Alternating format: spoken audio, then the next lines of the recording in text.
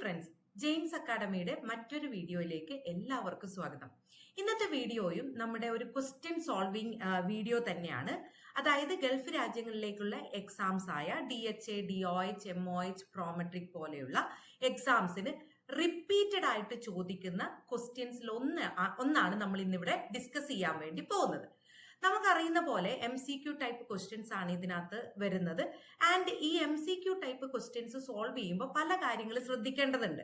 അപ്പോൾ ആ ക്വസ്റ്റ്യൻ നന്നായിട്ട് മനസ്സിലാക്കിയതിന് ശേഷം എങ്ങനെയാണ് റൈറ്റ് ആൻസറിലേക്ക് എത്തുന്നത്, അതിന് ഏറ്റവും എഫക്റ്റീവ് ആയിട്ടുള്ള മെത്തേഡ് ഏതാണ്, ഇതൊക്കെ നമ്മൾ ആ ഒരു ക്വസ്റ്റ്യൻ സോൾവ് ചെയ്യുമ്പോൾ പഠിക്കേണ്ട സ്കിൽസ് ആണ്. അപ്പൊ അങ്ങനെയുള്ള ഒരു ക്വസ്റ്റ്യൻ നമുക്ക് ഇന്നിവിടെ സോൾവ് ചെയ്ത് നോക്കാം. നമ്മൾ ലാസ്റ്റ് വീഡിയോയിൽ മിഡിൽ ഈസ്റ്റ് എക്സാംസുകളായിട്ടുള്ള DHA, ഹാദ്, പ്രോമെട്രി, DOH പോലുള്ള എക്സാംസിന്റെ ടൈപ്പ് ഓഫ് ക്വസ്റ്റ്യനാണ് നോക്കിയിട്ടുണ്ടായിരുന്നത്. ആക്ച്വലി ടൈപ്പ് ഓഫ് ക്വസ്റ്റ്യൻ ഭയങ്കര ഇമ്പോർട്ടൻ്റ് ആണ്. അത് ഇമ്പോർട്ടൻ്റ് ആണെന്ന് പറയാനുള്ള റീസൺ എന്താണെന്ന് വെച്ചാൽ, നമ്മൾ എക്സാം അറ്റൻഡ് ചെയ്യുന്ന സമയത്ത് നമ്മുടെ മുന്നിലോട്ടേക്ക് വരുന്ന ഓരോ ക്വസ്റ്റ്യനും ആ ക്വസ്റ്റ്യൻ്റെ ടൈപ്പ് എന്താണെന്ന് മനസ്സിലാക്കിയാൽ വളരെ കൃത്യമായിട്ട്, വളരെ അക്യുറസിയോടുകൂടി, വളരെ സ്പീഡോടുകൂടി നമുക്ക് ആ ക്വസ്റ്റ്യൻ അറ്റൻഡ് ചെയ്യാനും കൃത്യമായിട്ട് ഒരു കൺഫ്യൂഷനും ഇല്ലാണ്ട് ആൻസറിലോട്ടേക്ക് എത്താനും പറ്റും. അല്ലെങ്കിൽ നമുക്കിപ്പോൾ ടൈപ്പ് ഓഫ് ക്വസ്റ്റ്യനെ കുറിച്ച് വലിയൊരു ഐഡിയ ഇല്ലാന്നുണ്ടെങ്കിൽ നമുക്ക് ഈ പറയുന്നത് പോലെ ഒരു കൺഫ്യൂഷൻ അവിടെ ഉണ്ടാവും. മേ ബി ക്വസ്റ്റ്യൻ കാണുമ്പോൾ ഒരു കൺഫ്യൂഷൻ ഉണ്ടാവും, അല്ലെങ്കിൽ ഓപ്ഷനിലോട്ടേക്ക് നോക്കുമ്പോൾ ഈ 4 ഓപ്ഷൻ ശരിയാണല്ലോ എന്നുള്ളൊരു കൺഫ്യൂഷൻ ഉണ്ടാവും. ഈ ടൈപ്പ് ഓഫ് ക്വസ്റ്റ്യൻ മനസ്സിലാക്കി കഴിഞ്ഞാൽ നമുക്ക് ആ കൺഫ്യൂഷൻ ഉണ്ടാവില്ല. കുറച്ചും കൂടി ടൈം നമുക്ക് മാനേജ് ചെയ്യാൻ വേണ്ടിയിട്ട് സാധിക്കും. കുറച്ചും കൂടി റോങ് ആൻസേഴ്സ് വരുന്നത് കുറച്ചും കൂടെ നമുക്ക് പ്രിവെന്റ് ചെയ്യാൻ വേണ്ടിയിട്ട് സാധിക്കും.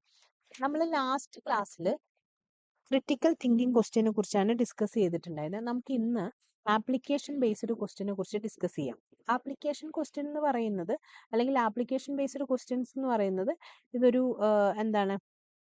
ഇതൊരു ടൈപ്പ് ഓഫ് അസസ്മെന്റ് ആണ്.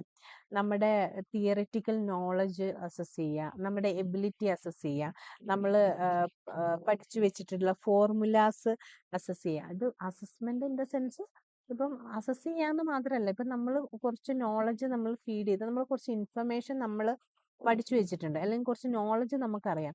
ഈ നോളജ് വെറുതെ പ്രസന്റ് ചെയ്യുകയല്ല ചെയ്യുന്നത്. അവിടെ ഒരു സിനാരിയോ തരും. ഈ ആപ്ലിക്കേഷൻ ബേസ്ഡ് ക്വസ്റ്റ്യനിൽ എപ്പോഴും ഒരു സിനാരിയോ തരും. മേ ബി ഇതൊരു ഹോസ്പിറ്റൽ സെറ്റിംഗ് ആയിരിക്കാം, അല്ലെങ്കിൽ ഒരു ഹോം സെറ്റിംഗ് ആയിരിക്കാം. എന്നിട്ട് ആ ഒരു സിനാരിയോ തന്നിട്ട് നമ്മുടെ നോളജ് അവിടെ അപ്ലൈ ചെയ്യാനാണ് അവർ പറയുന്നത്. ഓക്കെ, ഇത് ശരിക്കും നമ്മുടെ ഡിസിഷൻ മേക്കിംഗ് സ്കില്ല് മെഷർ ചെയ്യാൻ വേണ്ടിയിട്ടാണ് ഇങ്ങനെയുള്ള ക്വസ്റ്റ്യൻസ് തരുന്നത്. നമുക്കൊരു ക്വസ്റ്റ്യൻ നോക്കാം, അപ്പോൾ നിങ്ങൾക്ക് കുറച്ചും കൂടെ കണക്ട് ചെയ്യാൻ വേണ്ടി പറ്റുമേ. നമുക്ക് ഈ ഒരു ക്വസ്റ്റ്യൻ വായിച്ചു നോക്കാം. A 46-year-old patient in the nephrology ward after surgical removal of stone from his left kidney through percutaneous nephrolithotomy under GA. He has dull aching pain in the left lumbar region. A nephrotomy bag is attached to his left for 2 days. Okay, scenario അതാണ്. Simple ആണ്. ഇതൊരു story ആയിട്ട് നിങ്ങൾ convert ചെയ്യൊന്നും വേണ്ട. ആവശ്യത്തിനുള്ള പോയിന്റുകൾ മാത്രം എടുത്താൽ മതി. നെഫ്രോളജി വാർഡിൽ സ്റ്റോൺ റിമൂവൽ കഴിഞ്ഞിട്ട് ഒരു പേഷ്യൻ്റ് ഉണ്ട്. ഏത് സർജറി ആണ് ചെയ്തതെന്ന് ചോദിച്ചാൽ പെർക്യൂട്ടേനിയസ് നെഫ്രോലിത്തോട്ടമി ആണ്. പേഷ്യന്റിന് ഡള്ളേക്കിംഗ് പെയിൻ ഉണ്ട്, നെഫ്രോട്ടമി ട്യൂബ് അറ്റാച്ച് ചെയ്തിട്ടുമുണ്ട് അവിടെ ബാക്കിൽ ലെഫ്റ്റ് സൈഡിൽ. ഓക്കെ, ഇനി ക്വസ്റ്റ്യൻ നോക്കാം. ക്വസ്റ്റ്യൻ നോക്കുമ്പം എന്താണ് അവിടെ അപ്ലൈ ചെയ്യേണ്ടതെന്ന് നമുക്ക് മനസ്സിലാക്കാൻ വേണ്ടി പറ്റും. What finding should alert the nurse to report the physician immediately. അതാണ് ക്വസ്റ്റ്യൻ, അല്ലെങ്കിൽ അതാണ് നമ്മൾ അവിടെ അപ്ലൈ ചെയ്യുന്നത്. എന്തോ ഒരു ഫൈൻഡിങ് അൺയൂഷ്വൽ ആണ്. അലേർട്ട് എന്ന് പറയുമ്പോൾ അൺയൂഷ്വൽ, അബ്നോർമൽ എന്നുള്ളൊരു മീനിങ് ആണ് അല്ലേ. അപ്പൊ എന്തോ ഒരു അബ്നോർമൽ ഫൈൻഡിങ് തന്നിരിക്കുന്ന ഓപ്ഷൻ്റെ അകത്തുണ്ട്. അത് ഏതാണ് എന്ന് നോട്ട് ചെയ്യുക, അത്രേ ഉള്ളൂ. ഓക്കെ, അപ്പൊ നമുക്ക് ഓപ്ഷനിലോട്ടേക്ക് പോകുന്നതിന് മുമ്പ് എന്താണ് പെർക്യൂട്ടേനിയസ് നെഫ്രോലിത്തോട്ടമി എന്നുള്ളത് നോക്കാം കേട്ടോ. പെർക്യൂട്ടേനിയസ് നെഫ്രോലിത്തോട്ടമി അല്ലെങ്കിൽ PCNL എന്ന് പറയും ഷോർട്ട് ഫോമിൽ. PCNL ഒരു മിനിമലി ഇൻവേസീവ് പ്രൊസീജിയർ ആണ്. ഈ പറയുന്ന കിഡ്നിയിലൊക്കെ 20 mm മേളിൽ, അല്ലെങ്കിൽ 2 cm മുകളിൽ സൈസുള്ള സ്റ്റോണിനെയൊക്കെ ക്രഷ് ചെയ്ത് സ്മോൾ ഫ്രാഗ്മെന്റ്സ് ആയിട്ട് യൂറിനെ കൂടെ എക്സ്ക്രീറ്റ് ചെയ്ത് കളയുന്ന ഒരു മിനിമലി ഇൻവേസീവ് പ്രൊസീജിയർ ആണ് എന്ത്, ഈ പറയുന്ന PCNL എന്ന് പറയുന്നത്. ഇതൊരു അഡ്വാൻസ്ഡ് പ്രൊസീജിയർ ആണ് കേട്ടോ. ലിത്തോട്രിപ്സി ഉണ്ടല്ലോ, അതായത് കിഡ്നിയിലെ, യൂറിത്രലിലെ, ഗോൾ ബ്ലാഡറിലേക്ക് സ്റ്റോണ് ഈ പറയുന്ന ഹൈ എനർജി ഷോക്ക് വേവ്സുകൾ കൊണ്ട് ഫ്രാഗ്മെന്റ്സ് ആക്കി ക്രഷ് ചെയ്യുന്ന ഒരു പ്രൊസീജിയറാണ്. വേറൊരു പ്രൊസീജിയറാണ് ലിത്തോട്രിപ്സി എന്ന് പറയുന്നത്. അപ്പൊ ഈ ലിത്തോട്രിപ്സി എല്ലാം ഫെയിൽ ആകുന്ന സാഹചര്യത്തിലാണ് ഈ പറയുന്ന ഈ PCNL എന്ന് പറയുന്ന ഈ പ്രൊസീജിയർ ചെയ്യുന്നത്. ഓക്കെ, ഇതെങ്ങനെയാ ചെയ്യുന്നതെന്ന് ചോദിച്ചാൽ general anaesthesia or spinal anaesthesia ഒരു ചെറിയൊരു 1 സെന്റിമീറ്റർ ഒക്കെ ഉള്ള ഒരു ഇൻസിഷൻ പേഷ്യന്റ് ബാക്കിൽ എന്ത് ചെയ്യും, ഒരു ഇൻസിഷൻ മേക്ക് ചെയ്യും. എന്നിട്ട് ഡയറക്റ്റ്ലി കിഡ്നിയിലോട്ടേക്ക് ഒരു ട്രാക്ട് അവിടെ ക്രിയേറ്റ് ചെയ്യുകയാണ് ചെയ്യുന്നത്.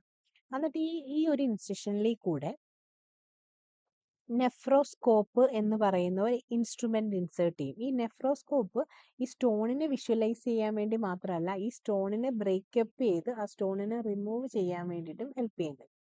ഓക്കെ, അതിനുശേഷം ആ ഒരു ഓപ്പണിംഗ് കൂടെ ഒരു ഒരു ഒരു യൂറിനറി സ്റ്റെന്റ് ക്രിയേറ്റ് ചെയ്യും. ഒരു ടെമ്പററി യൂറിനറി സ്റ്റെന്റ് ക്രിയേറ്റ് ചെയ്യും. ആ കിഡ്നി കൂടെ തന്നെയാണ് ഈ സ്റ്റെന്റ് ക്രിയേറ്റ് ചെയ്യുന്നത്. സ്റ്റെന്റ് ക്രിയേറ്റ് ചെയ്തിട്ട് ആ സ്റ്റെന്റിലെ കൂടെ എന്ത് ചെയ്യും, യൂറിനെ ഡ്രെയിൻ ചെയ്യും. ആ യൂറിനെ കളക്ട് ചെയ്യാൻ വേണ്ടിയിട്ട് എന്തുണ്ടാവും, ഒരു നെഫ്രോട്ടമി ബാഗും കൂടെ അറ്റാച്ച് ചെയ്തിട്ടുണ്ടാവും. ഇതാണ് ആ പ്രൊസീജിയർ എന്ന് പറയുന്നത്. ഈ നെഫ്രോട്ടമി ബാഗ് ഒരു 1 to 2 മാക്സിമം ഒരു 3 days വരെയൊക്കെ ഹോൾഡ് ചെയ്യുള്ളൂ. അത് കഴിഞ്ഞ് റിമൂവ് ചെയ്ത് കളയും. കാരണം അങ്ങനെ അവിടെ ഒരു നെഫ്രോട്ടമി ബാഗ്, ഒരു സ്റ്റെന്റ് അവിടെ ക്രിയേറ്റ് ചെയ്ത് നെഫ്രോട്ടമി ബാഗ് അവിടെ അറ്റാച്ച് ചെയ്താൽ മാത്രമേ ആ ക്രഷ് ചെയ്തിട്ടുള്ള എന്താണ് ഈ പറയുന്ന സ്റ്റോണും ബ്ലീഡിങ് ഉണ്ടാവാനുള്ള റിസ്ക് ഉണ്ട്. അപ്പൊ അതെല്ലാം കൂടെ എങ്ങോട്ടേക്ക് കളക്ട് ചെയ്യുള്ളൂ, ഈ പറയുന്ന ബാഗിലോട്ടേക്ക് കളക്ട് ചെയ്യാൻ വേണ്ടി പറ്റുള്ളൂ. അത് യൂറിറ്റർ വഴിയൊന്നും അല്ല, ഡയറക്റ്റ് കിഡ്നിയിൽ നിന്നും തന്നെയാണ് എന്ത് ചെയ്യുന്നത്, ആ പറയുന്ന യൂറിൻ കളക്ട് ചെയ്യുന്നത്. ക്ലിയർ ആണോ? ഇതാണ് എന്ത് ഈ പറഞ്ഞ സർജിക്കൽ പ്രൊസീജിയർ എന്ന് പറയുന്നത്. ഇനി നമുക്ക് ബാക്ക് ടു ക്വസ്റ്റ്യനിലോട്ടേക്ക് പോവാം. നമുക്ക് ക്വസ്റ്റ്യൻ മനസ്സിലായി. പെർക്യൂട്ടേനിയസ് നെഫ്രോലിത്തോട്ടമി കഴിഞ്ഞ പേഷ്യന്റ് നെഫ്രോട്ടമി ബാഗ് അറ്റാച്ച് ചെയ്തിട്ടുണ്ട് 2 ദിവസത്തേക്ക് വേണ്ടിയിട്ട്. എന്ത് അൺയൂഷ്വൽ ഫൈൻഡിങ്സ് ആണ് ഫിസിഷ്യന് ഇമ്മീഡിയറ്റ്ലി റിപ്പോർട്ട് ചെയ്യേണ്ടതെന്നുള്ളതാണ്. എ ഓപ്ഷൻ നോക്കുന്ന സമയത്ത് ഓപ്ഷനിലോട്ടേക്ക് പോവാണ്. എ ഓപ്ഷൻ എന്ന് പറഞ്ഞാൽ abdominal discomfort and constipation. Abdominal discomfort of course എന്താ ഈ ഉണ്ടാവും. കാരണം ബാക്കിൽ കൂടെയാണ് ഈ പറയുന്ന ഒരു ട്രാക്ട് ക്രിയേറ്റ് ചെയ്ത കിഡ്നിയിലോട്ടേക്ക്. അപ്പോൾ ഉറപ്പായിട്ടും എന്താണ് അവിടെ ഒരു ഡിസ്കംഫോർട്ട് ഉണ്ടാവും. പക്ഷെ കോൺസ്റ്റിപ്പേഷൻ ഇതുമായിട്ട് കണക്റ്റഡ് അല്ല. ഓക്കെ, അപ്പൊ അതൊരു കോൺസ്റ്റിപ്പേഷൻ പേഷ്യന്റ് ഉണ്ടെങ്കിൽ തന്നെ അത് ഈ പറയുന്ന പ്രൊസീജിയറായിട്ട് കണക്റ്റഡ് അല്ല. അതൊരു ഇമ്മീഡിയറ്റ്ലി ഫിസിഷ്യനെ നോട്ടിഫൈ ചെയ്യേണ്ട ഒരു ഇൻഫർമേഷൻ അല്ല. പിന്നെ നമുക്ക് നെക്സ്റ്റ് ബി ഓപ്ഷനിലോട്ടേക്ക് പോവാം. ബി ഓപ്ഷൻ എന്ന് പറയുന്നത് severe pain and discomfort at the surgical site. Okay, പേഷ്യന്റിന് severe pain and discomfort at the surgical site. അവിടെ ഡൾ ഏക്കിംഗ് പെയിൻ എന്നാണ് നമുക്ക് തന്നിരിക്കുന്ന സിനാരിയോയിൽ പറഞ്ഞിട്ടുള്ളത്. Anyway severe pain and discomfort വന്നാൽ അത് ഇമ്മീഡിയറ്റ്ലി നോട്ടിഫൈ ചെയ്യണമെന്നുള്ളതാണ്. ഒരു ഡിസ്കംഫോർട്ട് എപ്പോഴും ആ സർജിക്കൽ സൈറ്റിലുണ്ടാവും. സിവിയർ പെയിൻ നമുക്ക് മേ ബി നോക്കാവുന്ന കാര്യമാണ്. നമുക്കത് അവിടെ ഹോൾഡ് ചെയ്ത് വെക്കാം. നമുക്കത് അതല്ല എന്ന് പറയാൻ വേണ്ടി കഴിയില്ല. അത് എലിമിനേറ്റ് ചെയ്യുന്നില്ല, ഹോൾഡ് ചെയ്ത് വെച്ചിട്ട് സി ഓപ്ഷനിലോട്ടേക്ക് പോവാണ്. Presence of blood and stone grains in the urine, അത് നോർമൽ ആയിരിക്കുമോ അബ്നോർമൽ ആയിരിക്കുമോ? ഓഫ് കോഴ്സ് അത് നോർമൽ ആണ്. കാരണം ഉറപ്പായിട്ടും എന്താണ് സ്റ്റോൺ ഗ്രെയിൻസ് അവിടെ പ്രസന്റ് ആയിരിക്കും. കാരണം എന്താണ് ഈ പറയുന്ന അവിടെ ആ പ്രൊസീജിയർ എന്തായിരുന്നു ആക്ച്വലി, നെഫ്രോസ്കോപ്പ് എന്ന് പറയുന്ന ഡിവൈസ് ഈ പറയുന്ന സ്റ്റോണിനെ ചെറിയ ചെറിയ ഫ്രാഗ്മെന്റ്സുകളാക്കി ബ്രേക്ക് ചെയ്യുക ചെയ്തിട്ടുള്ളത്. അപ്പോൾ ഉറപ്പായിട്ടും സ്റ്റോൺ ഗ്രെയിൻസ് ഈ യൂറിനിൽ കാണും. അതുകൊണ്ടാണ് ഈ നെഫ്രോട്ടമി ബാഗ് അവിടെ അറ്റാച്ച് ചെയ്തിരിക്കുന്നത് തന്നെ. ബ്ലഡിന്റെ പ്രസൻസും ഉണ്ടാവും. കാരണം ഈ പറയുന്ന പോലെ ക്രഷ് ചെയ്യുന്ന സമയത്ത് സ്റ്റോണുകൾ ക്രഷ് ചെയ്യുന്ന സമയത്ത് അല്ലെങ്കിൽ ഈ പറയുന്ന നെഫ്രോസ്കോപ്പ് ഇൻസേർട്ട് ചെയ്യുന്ന സമയത്ത് അവിടെ ടിഷ്യൂസിന്, ഇവിടെ ലൈനിങ്സിനൊക്കെ ഡാമേജ് ഉണ്ടായി ബ്ലീഡിങ് ഉണ്ടാവാനുള്ള റിസ്ക് ഉണ്ട്.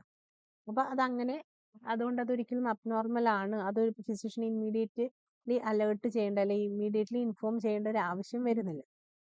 ഇനി ഡി ഓപ്ഷനിലോട്ടേക്ക് നോക്കാം. Urine output less than the identified amount.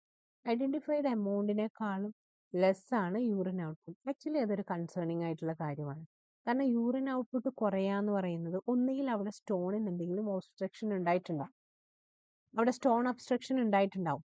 അതുകൊണ്ടായിരിക്കും യൂറിൻ ഔട്ട്പുട്ട് കുറഞ്ഞിട്ടുണ്ടാവുക. അപ്പൊ അതൊരു കൺസേണിങ് ആണ്. പേഷ്യന്റ് ക്രോണിക് സിറ്റുവേഷനിലോട്ടേക്ക് പോകാൻ ഉള്ള ചാൻസ് ഉണ്ട്. ഒന്നത്. രണ്ടാമതെന്ന് പറയുന്നത് മേ ബി പേഷ്യന്റ് വേറെ എന്തെങ്കിലും റീസൺ കൊണ്ട് ഡീഹൈഡ്രേഷൻ ഉണ്ടായതായിരിക്കാം. ഏറ്റവും ഇമ്പോർട്ടൻ്റ് എന്ന് പറയുന്നത് എന്തെങ്കിലും ഒബ്സ്ട്രക്ഷൻ ഉണ്ടായതുകൊണ്ടായിരിക്കും യൂറിൻ ഔട്ട്പുട്ട് കുറയുന്നത്. അപ്പോൾ യൂറിൻ ഔട്ട്പുട്ട് കുറയാന്നുള്ളത് ഒരു കൺസേണിങ് ആയിട്ടുള്ള കാര്യമാണ് സിവിയർ പെയിൻ ആൻഡ് ഡിസ്കംഫോർട്ടിനേക്കാളും. ക്ലിയർ ആവുന്നുണ്ടോ? അതുകൊണ്ടാണ് ഡി ഓപ്ഷൻ അവിടെ കറക്റ്റ് ആൻസർ ആയിട്ട് വരുന്നത്. അല്ലെങ്കിൽ ഫസ്റ്റ് പ്രയോറിറ്റി യൂറിൻ ഔട്ട്പുട്ട് കുറയുന്നതിന് കൊടുക്കുന്നത്. ഇമ്മീഡിയറ്റ്ലി ഇൻഫോം ചെയ്യേണ്ടത് യൂറിൻ ഔട്ട്പുട്ട് കുറയുന്നതിന്റെ ആ ഒരു പോയിന്റ് ആണ്.